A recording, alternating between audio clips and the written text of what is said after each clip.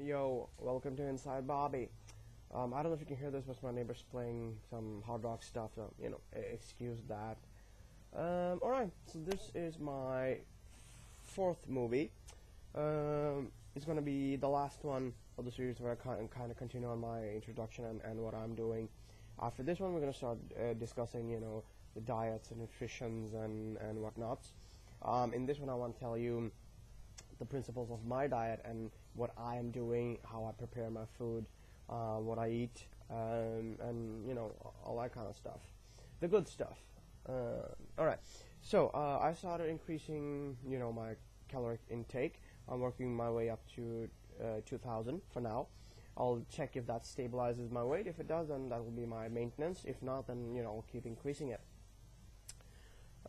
First of all, I would like to clarify something about the word diet. I feel that a lot of people misuse that word. Because as soon as you say diet, everyone assumes you're on a weight loss diet. For me, the word diet means the staples that you're on, the foods you're on. Like my macaw, he's on a diet of pellets. It doesn't mean he's trying to lose weight, okay?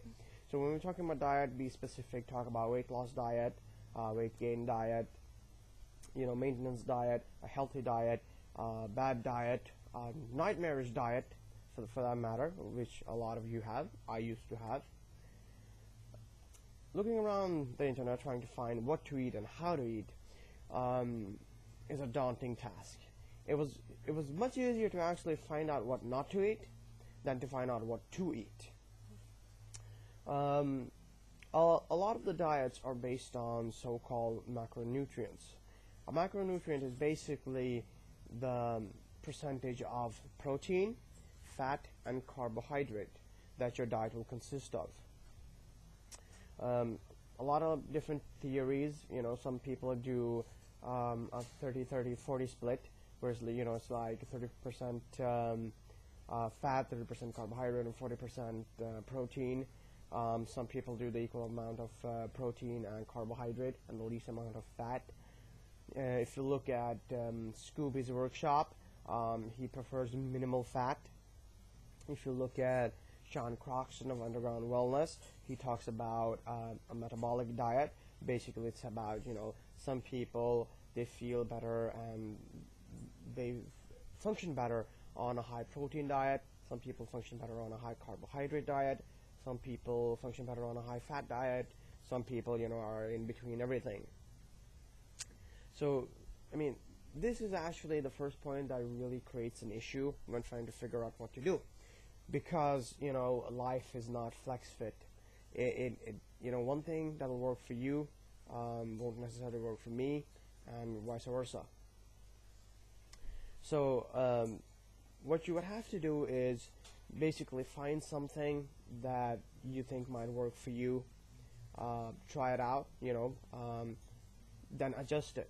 That's what you would have to do. That's what I did. I had someone who's been doing workouts and diet planning, nutrition planning for a while, draw something up for me. His principle was I got most of my calories from protein, then from dietary fat, and then the last amount was carbohydrate. Just to talk about fat, I know that from like 1975, beginning of 1980, fat has been been made the enemy, because they linked fat to cardiovascular disease, heart attacks, all that kind of stuff. And there's a ton of research showing that that's not true at all. If you're eating the right kinds of fat, your body needs it. Your body functions on protein, fat, and carbohydrate. That's it. Of course, we're not talking about minerals and trace minerals and vitamins and all that kind of stuff. But you need the right fats. You need your saturated fats. They're not going to kill you. You need to eat your whole eggs, your salmon, your fatty fish, so you get your fatty acids, your omega oils, your flax seeds and whatnot. When we talk about fat, I'm not talking about Happy Meal, not that kind of fat. That's bad fat. So the trans fats, those are bad fats because those are human made. They're made just for one reason: it's to increase shelf life. of a product. And if you look, like trans fat under a microscope, it doesn't even look like a food. It kind of looks like plastic. So those you should and need to stay away from. But if you want to lose weight, if you want to stay healthy, if you want your digestive system to work properly, you need fat in your diet. For me, what I do is fairly easy. I don't want to make a big deal out of it. So I kind of decided what I'm going to eat, what works for my macronutrient and my caloric intake. So I figured that, like, okay, I like chicken breast, and I'll eat that chicken breast with broccoli and cauliflower. I'm going to eat my eggs. I'm going to eat my eggs with green beans, so get my fiber and vegetables there. I'm going to drink my morning protein shake, my post-workout protein shake, and I'm going to eat salmon, again salmon with broccoli and cauliflower. And of course I need my slower digesting carbohydrates, so that's going to be parboiled rice with wild rice, at the same time with the oat, in my morning shake. So basically I know that I'm going to eat that. I only make variations with that. Usually the variations are with spices and the way I prepare it. What that has done for me, basically eating the same thing every day, that's what I do. I eat the same thing every day. I've done that for like the last 2 months. Is that as an obese person, not only as an obese person, but a person living in a world where food has become associated with the whole sociological aspect, the whole holiday aspect. I mean, name a holiday that is not associated with food, right? You got that's not true. You got your Valentine's Day. We got chocolates, dinners, all that kind of stuff. You got your Easter, and again, just massive amounts of Easter chocolate, good foods. You got your summer, barbecues, beers by the pool and whatnot. Your Halloween, Thanksgiving, Christmas, New Year's, birthdays, every aspect of your life is covered with some kind of food. Some kind of food has been associated with it. And the reason for it is simple.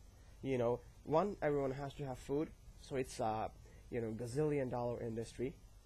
So basically we are being brought up to consume as much as possible, because the more we consume, the more money the food industry makes. It's that simple. So what this did for me is that I could detach myself from food, and that's what happened. I've detached myself from taste. I've detached myself from so-called good foods, the restaurant foods, McDonald's, sweets and desserts, and food became just a fuel for me. In the process, my taste started developing again, so I could actually taste the natural foods, the whole foods, and the subtle nuances. Because the artificial flavorings, they really, really kill your taste buds.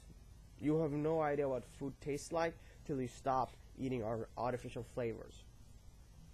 So I'll wake up in the morning, I'll start my day with my morning protein shake. In that protein shake, I have about 40 grams of protein powder. I have 40 grams of oat. I have 10 grams of Udo's Choice oil. That's oil with omega-3, omega-6, and omega-9, I think it is. Shake that up. Leave that in the fridge. I make that the night before. I use oat flour and rolled oats, just because I find that rolled oats give it a better taste. Then, before practice, or before I go into training, I eat chicken. I eat about 250 grams of chicken with 60 grams of parboiled rice. It's a rice mixed with wild rice. Very low in calorie, slow digesting, slow carbohydrate. Works great, it gives me energy throughout my workout. I eat that. I eat about 14 grams of Brazil nuts with that.